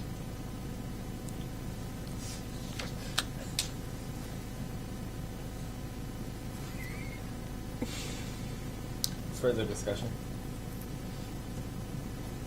Mrs. Graham, can you provide insight from the Planters Days Committee? And has this... Yes, it's being addressed, and our Okay. insurance is very aware of this and Okay. in trying to comply with the city, and it's being looked at very closely, so it's all done properly. Is it just... am I allowed to ask questions during this time? Will council permit the mayor to ask council Yes, member go. questions? Without objection. Without objection. Is this a deterrent for having the display No. during Planters Days? No. Okay. Thank you, Mrs. Graham.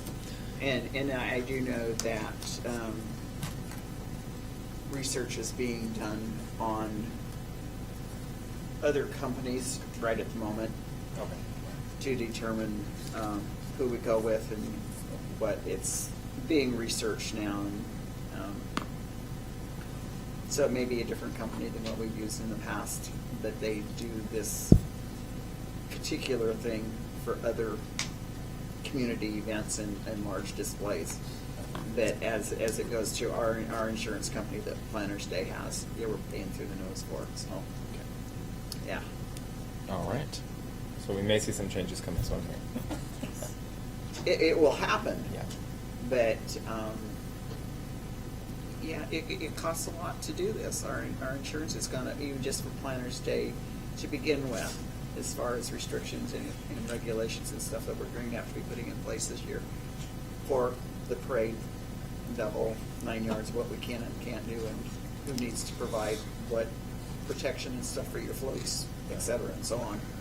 So it's a little bit of changes that we're having to make on our end too, with things. Okay. Perfect. Thank you. Any further discussion on action item D? I appreciate the committee's work on getting this cleaned up because it needed to be cleaned up regardless, so. There was a lot of discussion Yeah. on the dates. Yep. Had a lot of I'm work. sure there was. And I know we had this group met at a workshop. And if I believed that I could actually make a change by offering an amendment to strike out some of the language that I don't like, it would fail. So that's why I'm not presenting that amendment. So I'll just vote no. But I appreciate the work that was done on this. All right, will the clerk please take the vote on action item D, ordinance number 1414? Councilmember Brown? No. Councilmember Graham? Aye. Councilmember Plaza? Aye. Councilmember Benjamin? Aye. Councilmember Chapman? Aye. Councilmember Hubbard? Aye. Councilmember Frederick? No. All right, action item D, ordinance number 1414 passes 5-2. Moving on to action item E, authorize staff to begin process for comprehensive plan update. So moved. Second. Moved by Councilmember Fredericks, seconded by Councilmember Chapman. Councilmember Fredericks. No discussion. Councilmember Chapman. I think staff is doing a great job and keep on rolling with it. That's all I gotta say. Further discussion? Will the clerk please take the vote on action item E? Councilmember Fredericks? Aye. Councilmember Chapman? Aye. Councilmember Plaza? Aye. Councilmember Benjamin? Aye. Councilmember Hubbard? Aye. Councilmember Brown? Aye. Councilmember Graham? Aye. Action item E has passed. It is 8:40. We are moving out of regular session into a workshop for comprehensive plan, public participation plan. And I'm going to turn it over to Mr. Goddard. Thank you very much. So, as I mentioned before, I've been doing this presentation several times for multiple committees and multiple community groups. So I wanted an opportunity to bring this forward to you. I wanted to point out something that the Planning Commission had specifically asked to have its agenda and items look a little more and mirror your activities. So I've started to use the same agenda memo format as kind of the cover sheet to help lay the groundwork so that they understand what's coming after that. So you'll start seeing those on the Planning Commission, and we're working on setting up a web page that will include all of these documents. And so anybody in the community should have a 1 or 2 clicks, and they'll be able to follow along with all the documents that are being assembled and the conversations that are going on. One of the first things I'm doing is keeping a list of all of the contacts and the people that I've talked to, and this list is several days old, but it gives you an idea of who I've had conversations with and when I talk to them, so that way we can kind of keep track of who's involved in the process and when they were added to this list. So the second section is the actual stakeholder groups that are interested or that I've engaged, and the gray ones are people who are on the list that I haven't gotten to. So you'll start to see that more and more of them will turn white as I accomplish more and more of these. And so it includes not only who I contacted, but when I met them.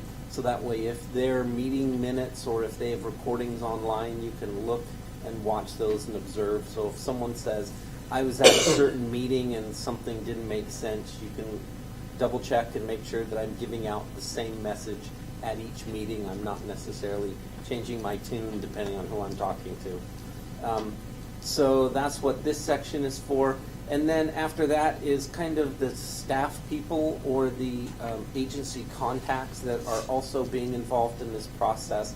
So all of you are on there, and from now on, before I present this or distribute this, I think I'm going to start blocking out the contact. So, because there are people who are giving me both their cell numbers and their email addresses, so we probably don't want those distributed. So I'll be making that change. And then down at the bottom, The last section are the pending applications, and I'll discuss that when I talk about the maps. So it gives you an idea of who is in the door and who's actually kind of driving this conversation and how it got started. And so,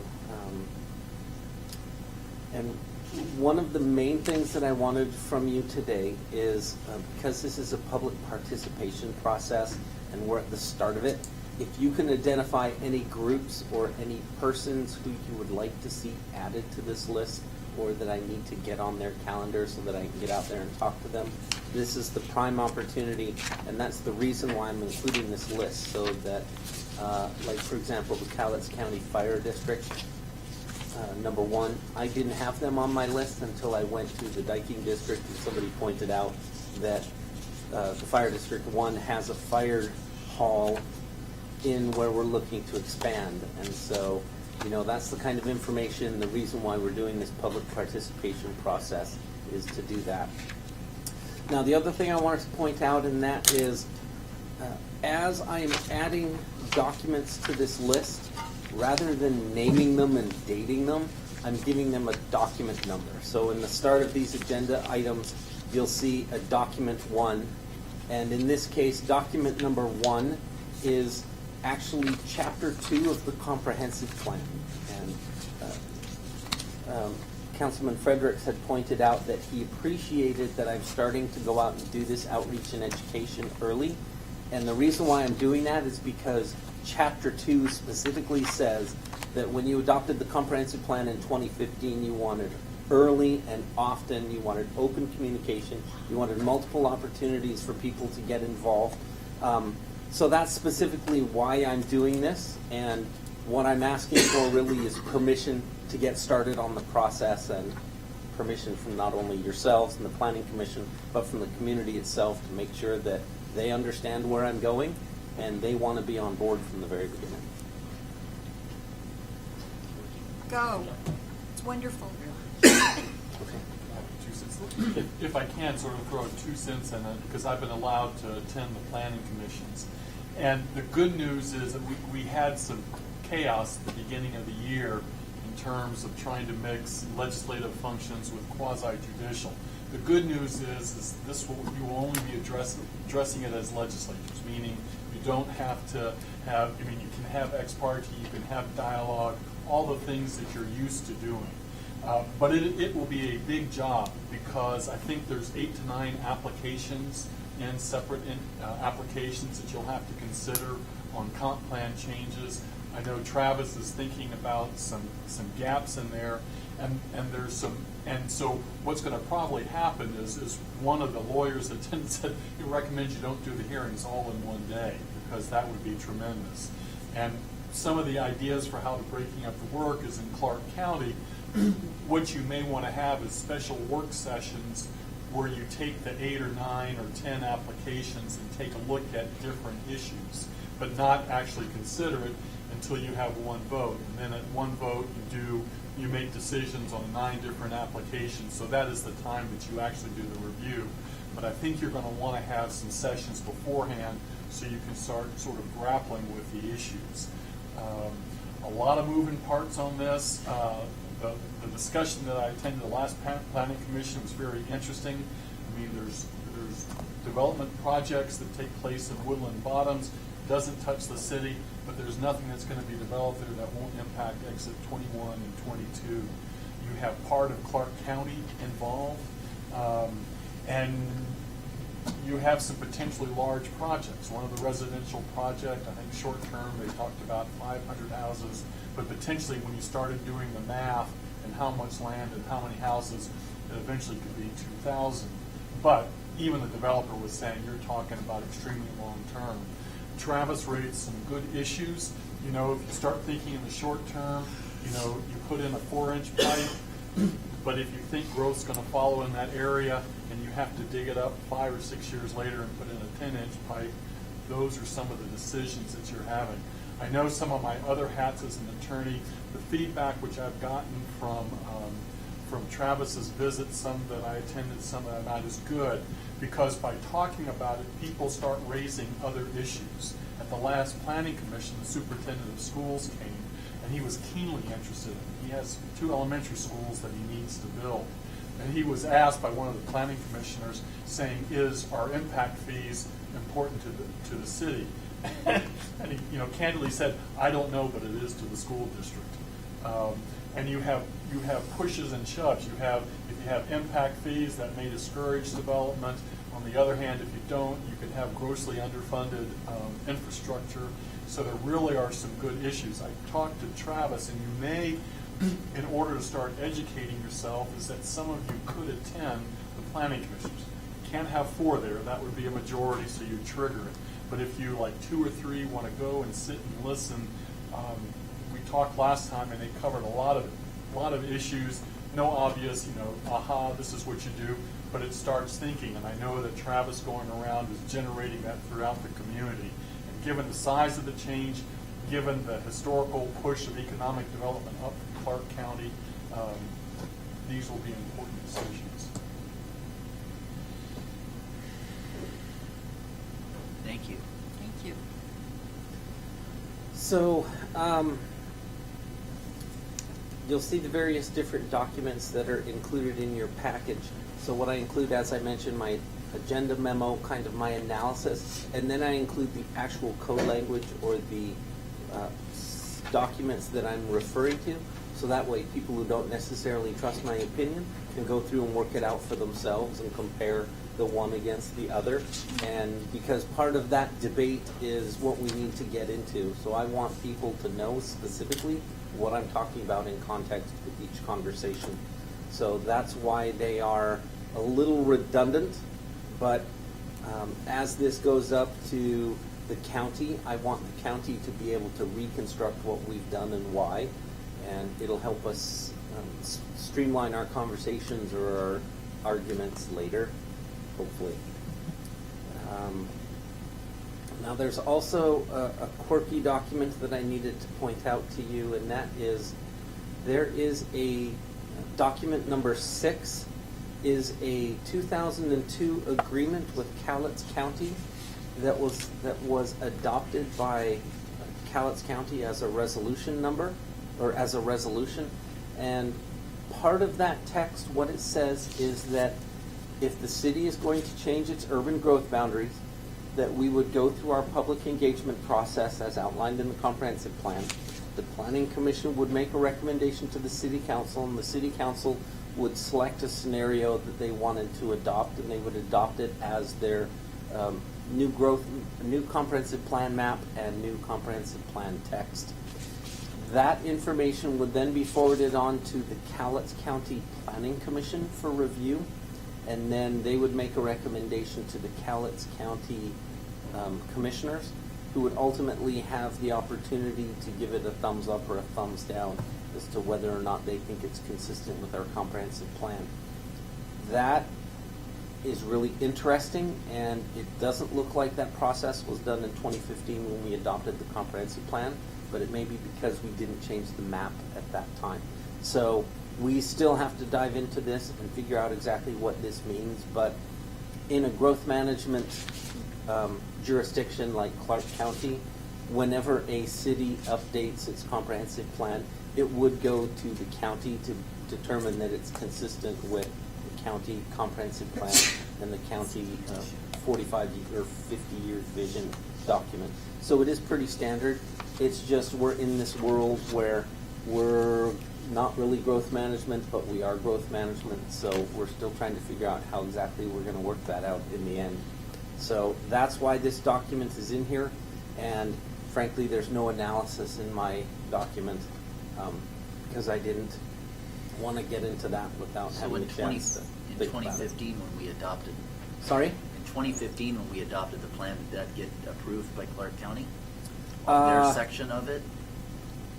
I'm not exactly sure, and I haven't dove into the record to find out exactly what to do with that. I don't believe it was presented because we weren't changing the map.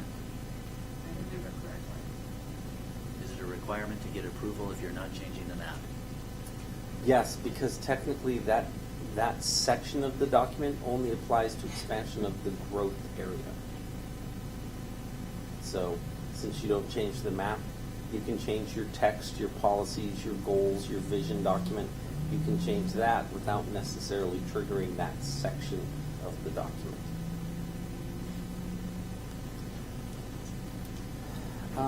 Okay, so what I would like to cover next, and I'll stand up here if you don't mind.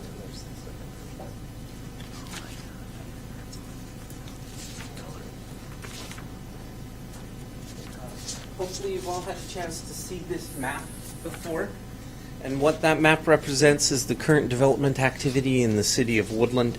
The blue is the industrial activity that either has applications pending or we've had pre-application conferences on them. The yellow in the northeast corner, those are the 2 residential projects that we've had discussions on. The pink are the various different commercial projects that are in construction or in permitting. And the kind of salmon color is Scott Hill Park. And then the dark green represents the applications or the letter of intents for changes to the comprehensive plan map that we're currently entertaining. And the issue that I came up against, and that is, so I have this recently adopted comprehensive plan, and when I go to table 3.1, which is in the land use chapter, and it basically it lays out what the city's desired growth is. We want to add 3,500 people over the next 20 years. And then it goes on to do an analysis of how many acres of industrial, commercial, and residential is vacant. And the commercial and the industrial have rather large acreage supply and growth projections for jobs that seem like they're within the normal range of what you could expect if we actually do our jobs and accommodate some economic growth around here. The problem is that on the residential side, the number that's in there looks like it was relatively high. As a matter of fact, extremely high. Based upon my analysis and looking at what's actually a vacant out there, I estimated that the city can accommodate about 200 to 380 additional residential units on the vacant land that's currently within the current city limits and the urban growth area. The urban growth area only includes about 23 acres of residential land that would be developable. And so the comprehensive plan actually calls for almost 1,300 units. So to me, there's a discrepancy that our map is just inadequate because it doesn't show enough for us to actually implement that plan. So knowing that I have these 8 applications, 4 of them are internal and 5 or maybe 6 of them are external urban growth area extensions that have been requested. Rather than trying to take a look at normally like what we did last year is we had an application come in, we look at our comprehensive plan and we try and compare how does this proposal meet with what the roadmap that we've laid out in our comprehensive plan, and you do the analysis, and then ultimately it comes down to a policy interpretation as to whether or not you feel it's a better implementation of our policies or a worse implementation, and then you can give it a thumbs up or a thumbs down based upon that. And that's what happened last year. The problem is this year, because we have this fundamental lack of residential land, and we have so many people who are basically asking to be inside the area, it's going to be extremely difficult for me to do an analysis, at least an objective analysis, on a project-by-project basis, looking at individual pieces of property.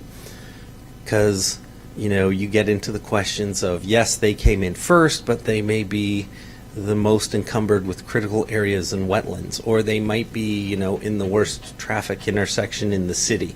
So should they be approved because they're first, or should we do the analysis and figure out maybe the last ones get approved? Because so that's a little problematic. So instead, the approach that I'm taking with this public outreach effort is I've put together 6 scenarios, and I'm asking the community, what do you want to look like when you grow up? In the next 20 years, you know, what do we think our vision of Woodland should be? And once we kind of narrow that down to 2 or 3, and then we have some, maybe an open record hearing, and have a discussion about what we want to do, and you give me direction when you think we're where we need to be, I will then take that vision of the future and compare those applications as to whether or not they're consistent with our future vision as opposed to today's map implementing the 2015 plan. So you might argue that I'm just talking semantics, but to me it was probably more important for me to get the vision of the community before I start doing those comparisons. So very quickly, I'll talk about the 6 scenarios. The maps are in your packet, and they're the last few pages of your packet. And they're numbered 1 through 6, and they go from theoretically the smallest to the largest of the potential footprints that we're looking at.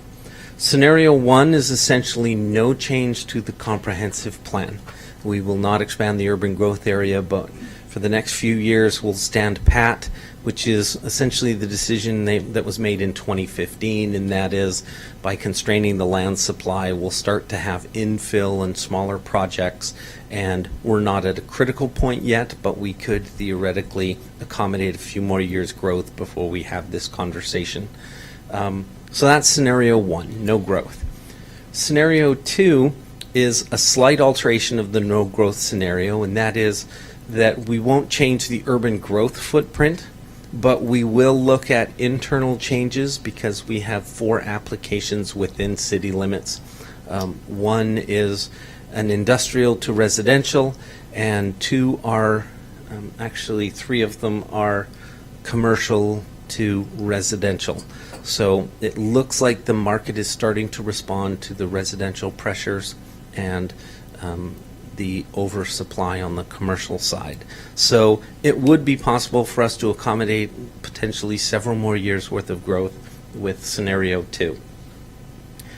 Scenario 3 is giving deference to all of the applicants who have submitted applications, and that scenario involves the city doing an analysis of the applicants who have applied and taking a look at those properties one by one, and I would end up making a recommendation to the Planning Commission and the Council, but ultimately you would have to decide, are there going to be some winners or some losers based upon the individual analysis.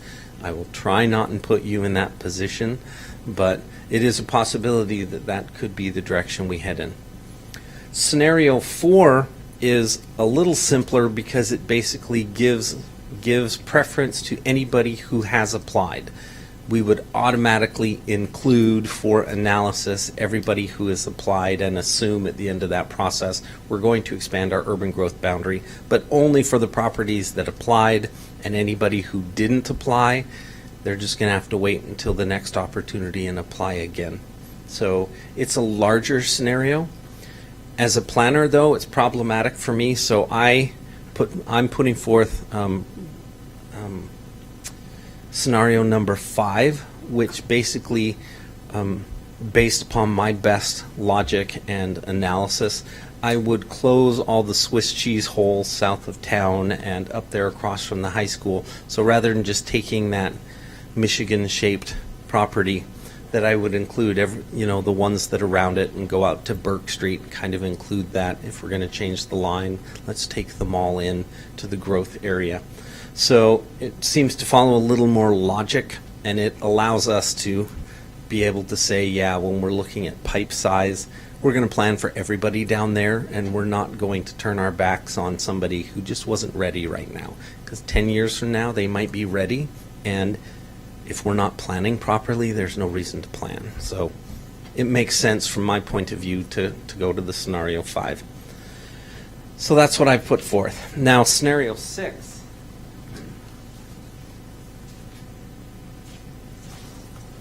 So this is the other map I'm using.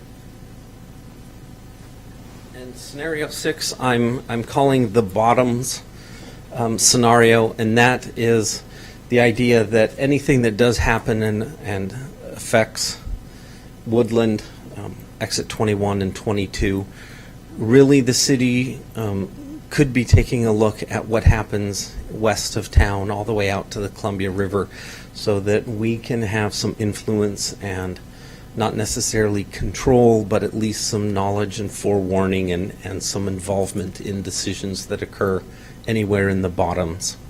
And so this scenario seems to have raised the most passion to this point, but I felt for us to have an honest conversation, I needed to go from, really small to really ambitious.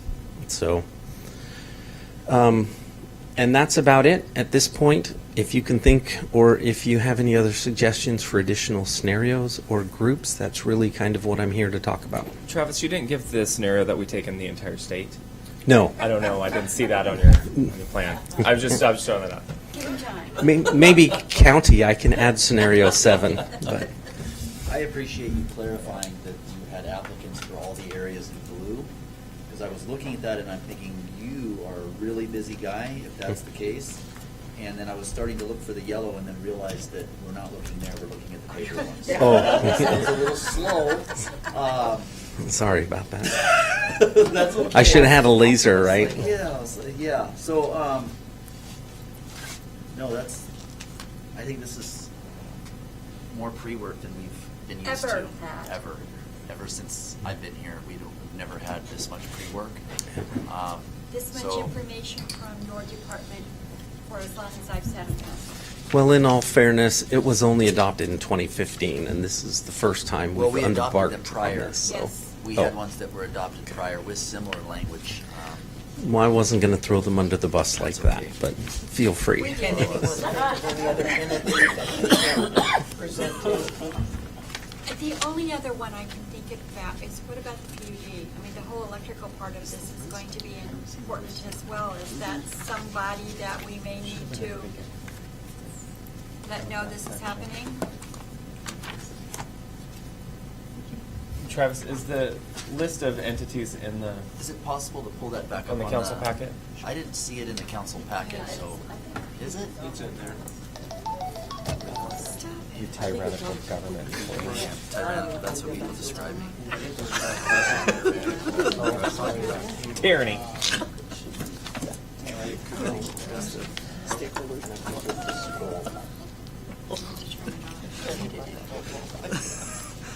This is why Plaza can't have a mic. Step away from the mic. Drop the mic. Yeah, it's still up. No. Document 6.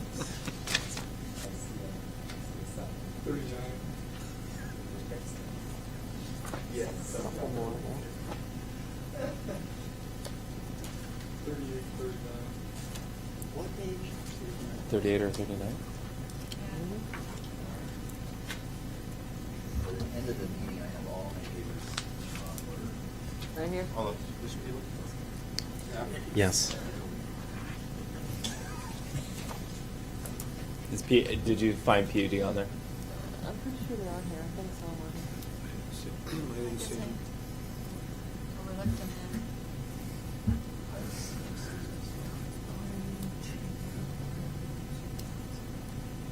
I don't think that they are on there. And neither is the county sheriff, now that I think about it. Because we have Clark County and it's such a small area, do we need to include the Clark County Sheriff's Office as well, or just, okay? What about C-Tran?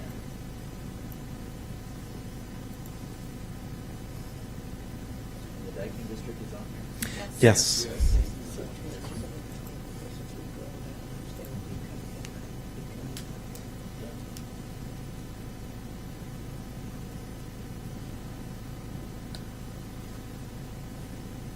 there any other fire districts in that area? Chief Nor? Can you think of any other fire districts, maybe? In that area, it is, just Fire District 1. And as you go north of town, you start to bump into Fire District 5, which is the city of Clinton and the surrounding area. But in the maps that show here, Who goes upriver? Is that one? Fire District 7 starts about 5 miles. Okay. Civic Power. It is not. Simply just, they're involved with the dam. So it might be, I don't know. No, I think it's a good one to add to the I list, do too. absolutely. So does it include anybody with the rail services? I'm sorry? The rail services? Have not.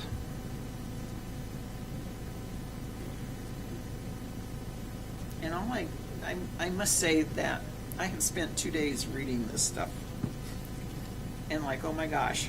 So thank you for all the work and coordination and everything that you and your staff, if there is staff, to go, well, he does have a little staff. He has a hat with many.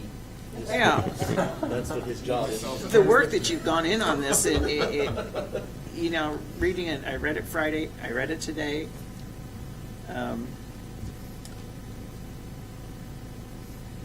Yeah. It goes to show you that you're doing your due diligence, and when it comes down to it, that we all up here do ours in a proper manner. So thank you. Yep. You're welcome. I can't always say that I'll be proper, but I appreciate that. Well, you better be. What about, I don't have the list for Cowlitz County Public Works. Have we included them? Do we need to include them? I know that we're including the county, but when we start talking about individual departments, do we need to go down that far? Or just keep it under one giant umbrella? I think that's probably a good point. I should have that conversation with Public Works. So Patrick, is it Harbison? He has heard this spiel at least once, and so he's the person that I deal with for pre-application conferences. So I will check with him and make sure that he's passing that on. But He if seemed pretty interested in the discussion, at least. Waste management's on there. sorry. Waste management. Because, you know, if we get 500,000 homes, we ain't got enough trucks. Well, and to take into consideration too, anybody, I don't know how far you go with all this stuff, but your cable services, your phone services. Yeah, we don't need to contact everybody. Some of those they'll pick it up as the homes come Right, on. well, and so, yeah, I didn't know, I was just asking if that has anything much to do with What about where you're going with that, everything. state agencies? I didn't see any listed for the state of Washington. Did I miss those? Yeah, you know, that was an interesting question. I thought about those. Traditionally, they would get notification when we do the SEPA checklist for the adoption. The one that I am particularly concerned with is the Department of Ecology, because they supervise the shoreline, and the city shoreline, depending on which scenario we look at, could end up taking in a significant amount of river frontage and potentially all the way out to the Columbia River, which would get into Coast Guard and navigability in the Columbia River. Led me to the Corps of Engineers, the federal side as well, is that if we're making changes, that we ought to think that looks great and all that, sounds good. But that would have to be verified that we can. Yes. And at this point, I wasn't necessarily going to bring them into the conversation because they will immediately want to get into the regulatory ramifications of development in that area. And at this point, and I guess I should back up because there's one thing I forgot to cover, and that is realistically what we're talking about is a map of our growth area, which basically buys us the next step on the process, which means we'll have to start doing some of the analysis to figure out, do we have enough water, do we have enough sewer, and what will the roads look like if the county is developing. And those are some of the natural questions that are going to come next, but we don't have to answer those right now.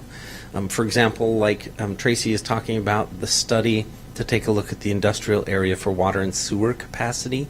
While we're doing that, I'm hoping that we'll be able to give them this larger snapshot to put it in context, rather than if they get their work done really quickly and we don't have that snapshot.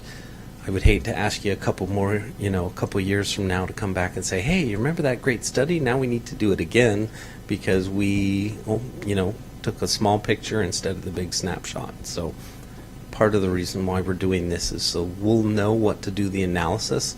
And then once we have that analysis, that's when we'll look at the actual applications for subdivisions and developments. Once they're in our growth area, we'll know how to start treating them to get those developments as they occur. So there's no assumption here that they're going to be annexed. There's no assumption that they're going to get services or that they're going to even ask for services, which is part of the reason why I'm comfortable proposing number 5 without the permission of the people who might be swept in under that umbrella, because we want to know that the pipe size and the utilities, we're planning for them, even though they may not realize they want them at this point. So properties sell, kids inherit land, and so. Some people don't want to be farmers. Yep. Can't afford to be farmers anymore. Right. Yes, I'm hearing that from dairy farmers who are in the green area. Yeah. Okay, thank you very much. Any other questions for Mr. Goddard? Really appreciate the work. A lot of work was put No into problem. this. Thank you. Thank you. Do you need anything else from council, Mr. Goddard, besides the list of groups that they believe should be added at this time? No? Okay. All right. Anything else from council? On the subject? On the subject. All right. It is 9:14. We're at a workshop and back into regular session. Move to adjourn. Second. All in favor? Aye. All opposed? 9:14. Thank you.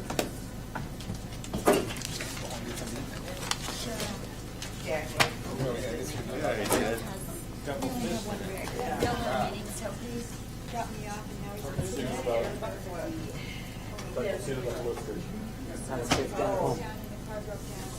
the car broke down. Yeah, never heard. Is that where he's Where are you? Where are you? He could have come in and been entertained. He shouldn't have been, he should have been. Later. Nice seeing you.